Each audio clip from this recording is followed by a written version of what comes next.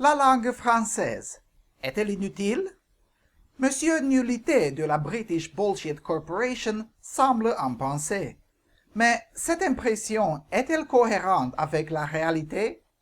Nous allons en explorer.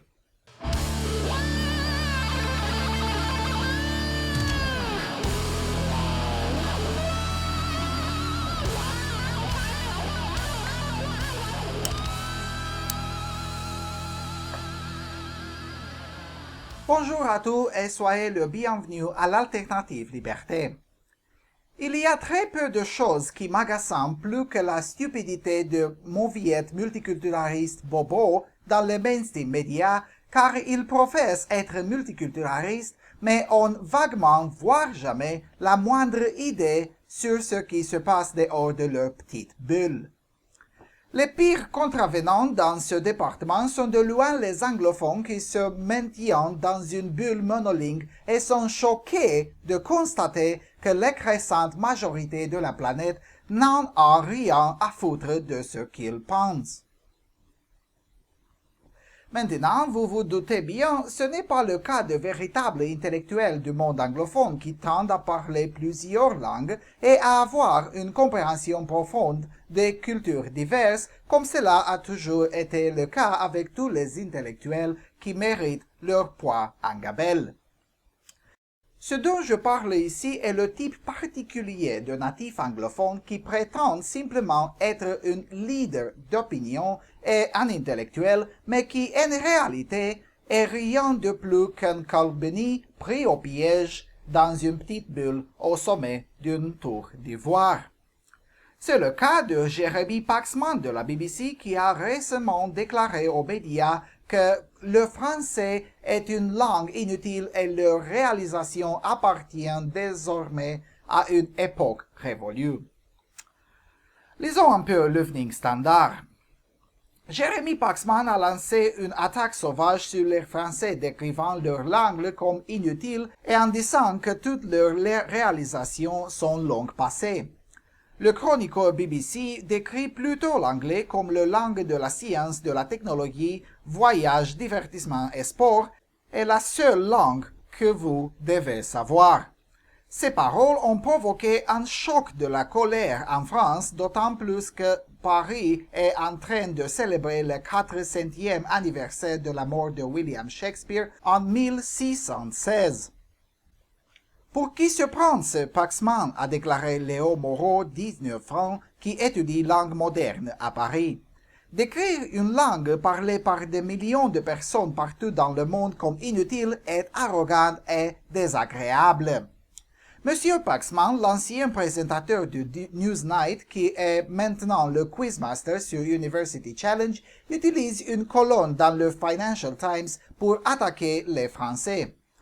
Il a écrit: il est temps de se rendre compte que dans de nombreuses régions du monde, être assigné à apprendre le français est plutôt mauvais pour vous. Si vous deviez sortir de l'école incapable d'additionner, vous pourriez à juste titre être en colère.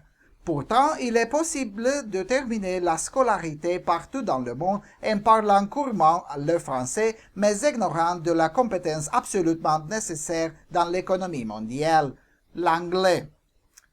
Le vieillard de 65 ans pointe du doigt la francophonie, le monde entier de la langue française, comme la promotion d'une langue inutile, en disant que les grands artistes et les philosophes gaulois tels que Cézanne et Descartes sont, comme Napoléon Bonaparte, morts.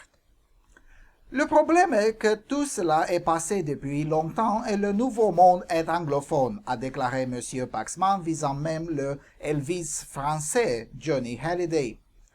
Dans la lutte séculaire entre l'anglais et le français, il y a un vainqueur, et prétendre le contraire est comme sous-entendre que Johnny Hallyday est l'avenir de la pop, dit M. Paxman. Vraiment? Regardons les chiffres un peu, d'accord? Le taux de fécondité du Royaume-Uni est de 1,90, dont environ entier est non anglais de toute façon.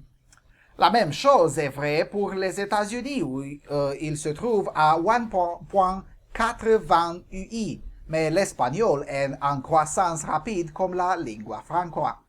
Rappelez-vous, je parle de la langue ici, pas de la race. En outre, la moitié de Londres, 50% ou plus, ne parle pas l'anglais. Presque pas du tout. Et je suis généreux quand je dis 50%. J'ai plus de chances de m'en sortir en français et en russe qu'en anglais. Maintenant, regardons les nations francophones. Algérie, 2,82.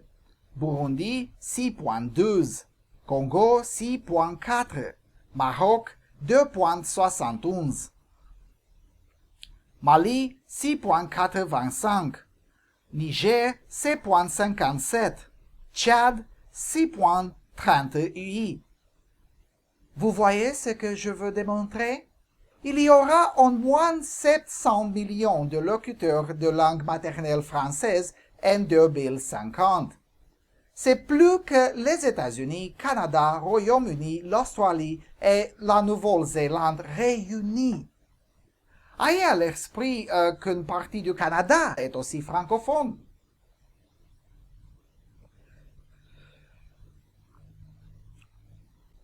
Une fois que nous incluons ceux qui parlent le français comme deuxième ou troisième langue ou quatrième dans mon cas, il y aura au moins 1 milliard de locuteurs du français dans 30 ans, alors que le nombre total de locuteurs de l'anglais sera à mieux rester stable grâce à la partie urbanisée de l'Inde la plupart du temps. Une fois que vous jetez un regard honnête sur la chiffre, il semblerait presque que le nouveau mot n'est pas vraiment anglophone une fois que vous avez passé le baratin élitiste et faux. Mais ça va plus loin que ça.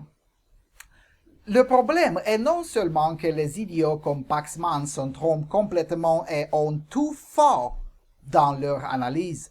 Le problème est que les Britanniques en particulier se sont permis dans les 40 dernières années à peu près à être pris au piège dans un cycle de monolinguisme à partir duquel le plus malin et c'est vraiment difficile de sortir. Si vous voulez vraiment parler du monde multiculturel, les Britanniques devraient commencer à regarder dans leur propre arrière-cour parce que l'image s'assombrit. Les Européens moyens de 12 ans en Europe peuvent converser dans une moins de 2 autres langues. L'anglais de 12 ans en Grande-Bretagne peut à bien converser en anglais. D'aucune façon, nous ne pouvons sérieusement prétendre que cela est une bonne chose pour la Grande-Bretagne. Dans un monde où de plus en plus de gens voyagent plus que jamais, l'entêtement et le retard des Britanniques bloqués dans le monolinguisme est un handicap, pas une caractéristique positive. Et cela se voit, les immigrants anglophones natifs sont généralement les derniers à s'intégrer chaque fois qu'ils se déplacent ailleurs. J'ai eu effectivement cette conversation il y a quelques jours avec un Anglais qui a déménagé ici en Roumanie il y a 20 ans. Je le complimentais de sa maîtrise de la langue roumaine et il m'a dit que ses compatriotes qui viennent ici et passent des décennies sans apprendre la moindre mot l'ennuiement. J'ai aussi appris de lui que les immigrants britanniques d'Espagne agissent également selon de la même façon, et j'ai aussi vu de mes propres yeux l'arrogance et la stupidité projetées par des immigrants britanniques en Suède. Compte tenu de cette réalité, ma sympathie pour les Britanniques qui se sentent envahis par les Arabes chute de façon assez significative. Vous ne faites aucune tentative de vous intégrer partout où vous allez. Pourquoi d'autres ne peuvent pas faire le même? Pourquoi?